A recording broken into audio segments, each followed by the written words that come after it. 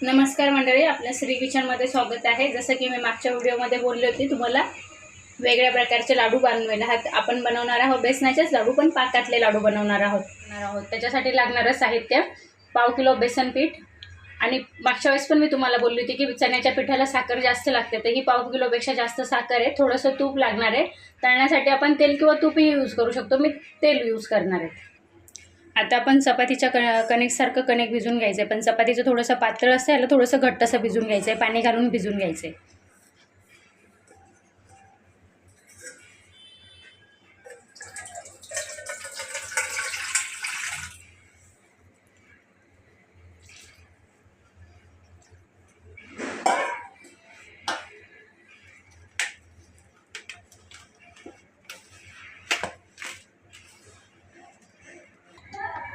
हे बघा आपलं पीठ भिजवून झालं आहे। आता ह्याचं तेल तापायला, कढई तापायला ठेवायची, याच्या छोट्या छोट्या पुऱ्या करून घ्यायच्या आणि तेलात तळून घ्यायच्या।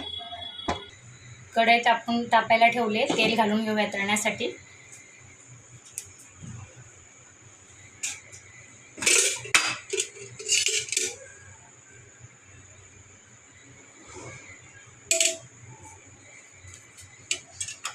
तेल तापायला ठेवलं आहे, आपण छोट्या छोट्या पुऱ्या लाटून घेऊया।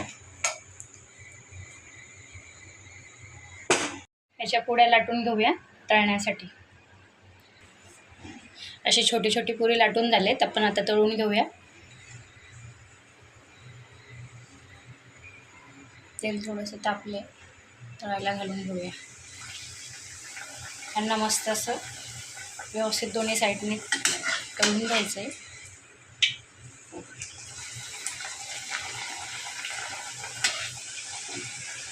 पुरी व्यवस्थित तळल्या गेली पाहिजे, कच्ची नाही राहिली पाहिजे। कच्ची राहिली तर मग बेसन लागणार सगळं लाडूमध्ये, आपली सगळी मेहनत पाण्यात। हे बघा आता छान असं दोन्ही साईडने व्यवस्थित कलर आला आहे। अजून 1-2 मिनिटांनी आपण पुरी काढून घेणार आहोत।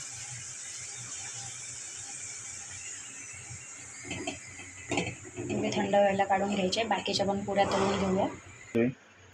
आपल्या पुऱ्या आता तळून झाल्या, त्यांना थंड करून बारीक चुरून घ्यायचं। पहिले थंड करून घेऊया। आता हे आपण थंड करून घेतलं, याला मिक्सरला बारीक करून घ्यायचं, एकदम पावडर करायची। हे आता आपण मिक्सरला बारीक करून घेऊया। हे असं बारीक करून घ्यायचं आहे। यात काही कण राहिले असेल थोडंसं चाळणीने चाळून पण घ्यायचं। आपण आता सगळंच पहिले बारीक करून घेऊया आणि मग चाळूया। घरात अशी चाळणी असेलच ना, त्यातनं हे चाळून घ्यायचं आपल्याला, कारण त्यात थोडे पण कण नाही राहिले पाहिजे जाडे। हे बघा असं बारीक झालं पाहिजे। आता आपण ह्याला साईडला ठेवूया आणि पाक बनवायला घेऊया। आता ह्याच कढईत बनवून घेऊया, पाक बनवून घेऊया। यातलं तेल काढून घेतले, त्यात साखर घालून 1 डबा साखर घातली आहे, अर्धा डबा पाणी घालायचं आणि पाक एकतारी होईपर्यंत मिक्स करत राहायचे।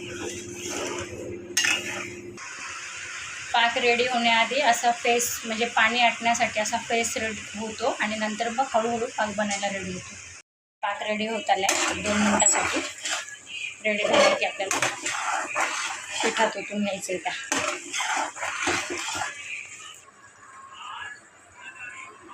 गोळी तयार होते, गोळी तयार झाली म्हणजे आपला पाक रेडी झाला आहे।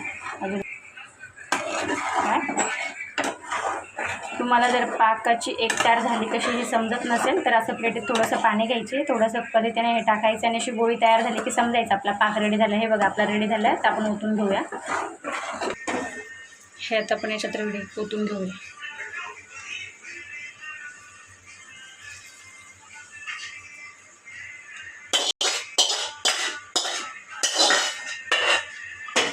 याला व्यवस्थित मिक्स करून घेऊया।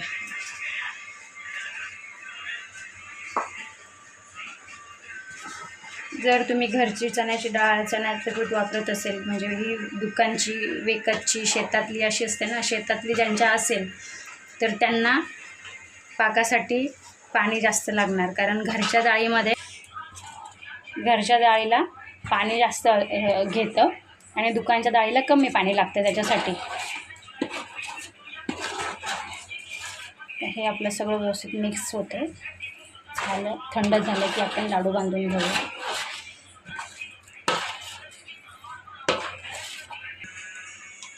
आता हे आपण सगळं मिक्स करून झालं आहे. आता यात गाईचं चमचाभर तूप घालून घ्यायचं आहे.